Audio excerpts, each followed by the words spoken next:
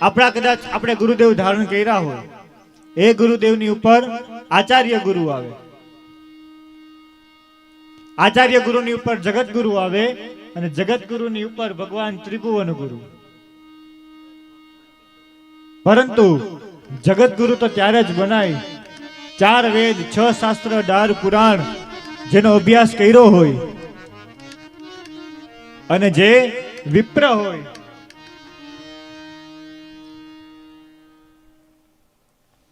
એને જ જગત ગુરુની પદવી વધારે પ્રાપ્ત થાય છે.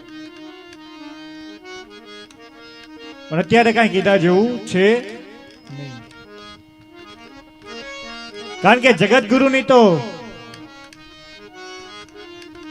જવાબદારી એટલી આવે છે, ધર્મનો પ્રચાર કરવાનો, ધર્મનો વિસ્તાર કરવાનો, અને સનાતન ધર્મ આપણો આગળ કેમ વધે, લોકોમાં ધર્મની જાગૃતિ કેમ આવે, એનો જેની ઉપર વધારે બોજ હોય છે એ જગત ગુરુ હોય છે.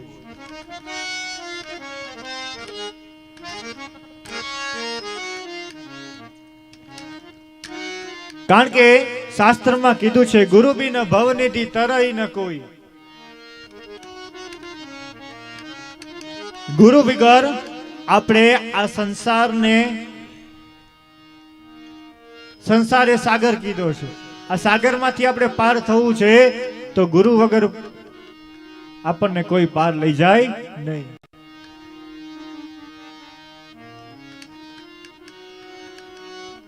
તો એવા ભગવાન શંકર છે, ત્રિભુવન ગુરુ છે. આકાશ, પાતાળ અને આ ધરતી ત્રણેયના ગુરુ છે.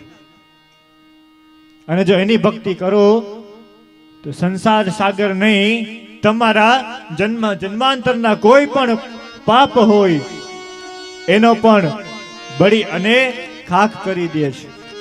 તમારી અંદર ભક્તિનું પ્રાગટ્ય કરાવી દે છે અને તમને ધર્મના રસ્તે ચાલતા શીખવી દે છે. આ ભગવાન શિવની ભક્તિનું પરિણામ છે. માટે બધા દેવોમાં મહત્વની શિવ ભક્તિ બતાવી.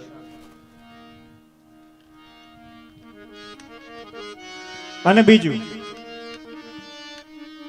શિવ ભક્તિનું મહત્વ એ છે કે આપણે ઘણી વખત કઈક મુશ્કેલી પડે એટલે આપણે જોડાવા જઈએ. જોડા એટલે શું કે ગમે એક ગ્રહ આડો અવળો હાલતો હોય, કે શનિ હોય, રાહુ હોય, કેતુ હોય, પણ શિવ પુરાણ તો એમ કહે છે કે 99 ગ્રહમાંથી કોઈ પણ ગ્રહ ખરાબ હોય, કે 99 ગ્રહ ખરાબ હોય, પણ તમે જો શિવના શરણ વયા જાઓ તો 99 ગ્રહ ખરાબમાંથી સીધા કરી દે છે. આ ભગવાન શિવની તાકાત છે. કારણ કે ભગવાન શિવને શરણે થઈને 99 ગ્રહો રહે છે.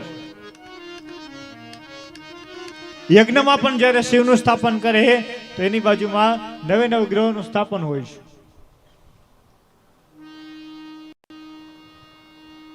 માટે ભગવાન શિવની ભક્તિ એકાદ છે.